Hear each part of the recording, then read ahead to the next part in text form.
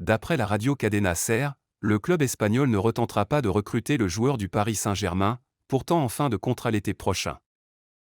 Un dénouement inattendu dans le feuilleton Mbappé?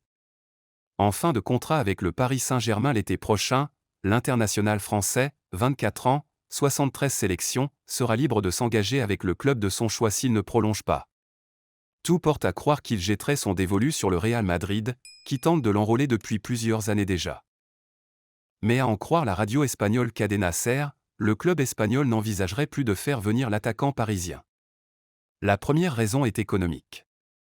Les dirigeants madrilènes ne souhaiteraient pas offrir un salaire démesuré à Kylian Mbappé, alors que Jude Bellingham, star actuelle de l'équipe, touche environ 10 millions d'euros par an.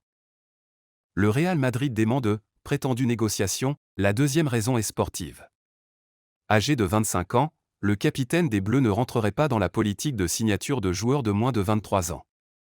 Enfin, le président Florentino Pérez et son équipe estiment que la cote de popularité de Mbappé auprès des supporters de la Maison-Blanche a baissé notamment parce que sa venue a été annoncée plus d'une fois au Real Madrid, ce qui n'est jamais arrivé. Il y a quelques jours, le Real Madrid avait publié un communiqué pour démentir l'existence de négociations contractuelles avec le joueur. Au vu des informations émises et publiées récemment par différents médias, qui spéculent sur de prétendues négociations entre le joueur Kylian Mbappé et notre club, le Real Madrid CF souhaite déclarer que ces informations sont totalement fausses et qu'aucune négociation de ce type n'a eu lieu avec un joueur du Paris Saint-Germain, avaient écrit les Merengues.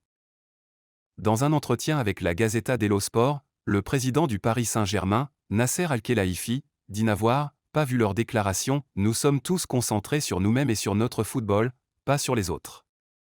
Kylian continue d'accomplir de grandes choses et peut-être que les gens le prennent pour acquis, mais personne n'a joué 2 finales de Coupe du Monde et même marqué un triplé. Je le répète, Kylian est le meilleur au monde, c'est formidable de le voir à la tête du Paris Saint-Germain et de la France. Il a un effet positif sur nos jeunes, il nous aide à construire notre avenir. Ce sera tout. Merci d'avoir regardé la vidéo jusqu'au bout. Si elle vous a plu, n'hésitez pas à mettre un pouce bleu et à vous abonner pour nous encourager à vous produire plus de vidéos de ce type. Sur ce, prenez soin de vous les bolos et à bientôt pour une prochaine vidéo.